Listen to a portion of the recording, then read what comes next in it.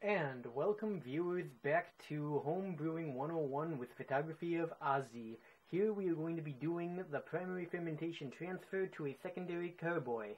Now, last time I of course was not using any aseptic equipment, as these right here, or these rubber chemical gloves, which I recommend using because you can definitely use a lot more powerful, potent, shall we say, detergents instead of just like isopropanol. Yes, it works, but this stuff you can really even put boiling water on and not, scald your hands. So that's what I'll be using now because the water is not boiling as it was last time.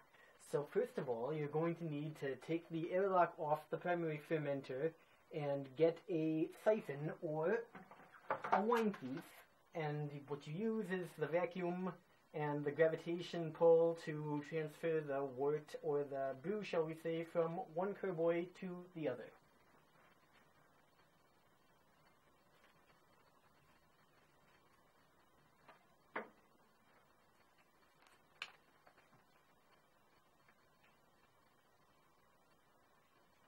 And unlike last time, oxygen is not your friend. You do not want to aerate this. If you oxidize your brew, it will ruin the final product. So therefore, try to minimize the bubbles that you make when you transfer.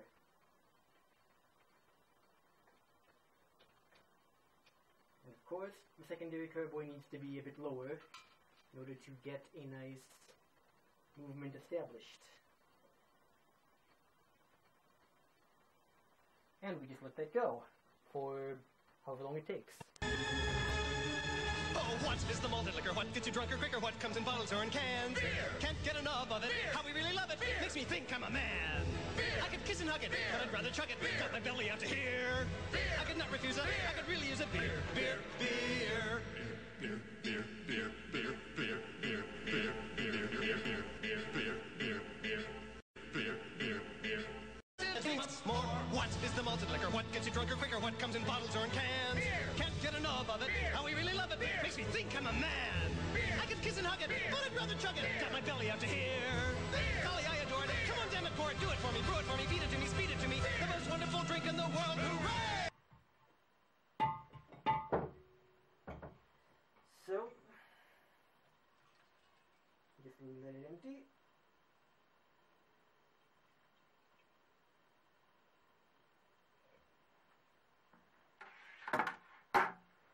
And now, to get the hydrometer out of this primary fermenter, very gently, you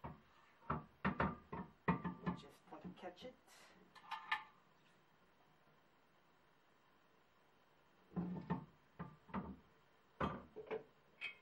And like so.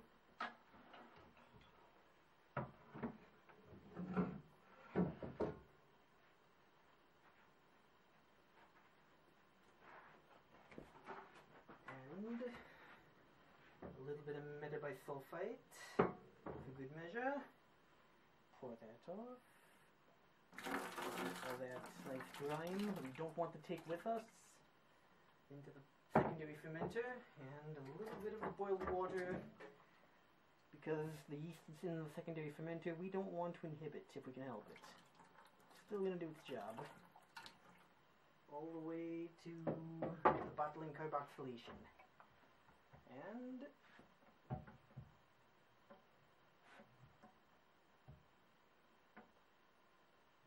like I said, very gently.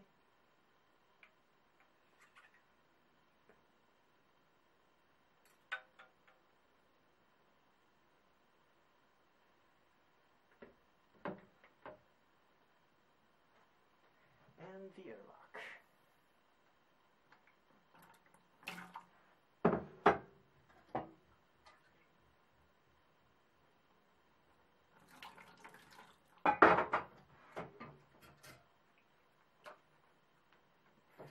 Filled halfway.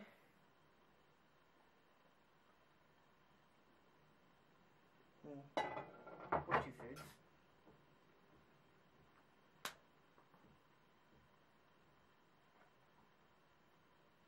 And once again, we put it in the dark for 2 weeks and monitor the hydrometer reading, but essentially 2 weeks is rule of thumb.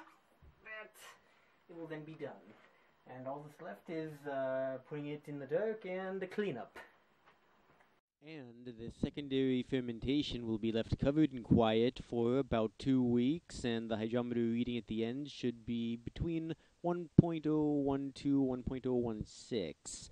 So, this is Photography of Ozzy signing out.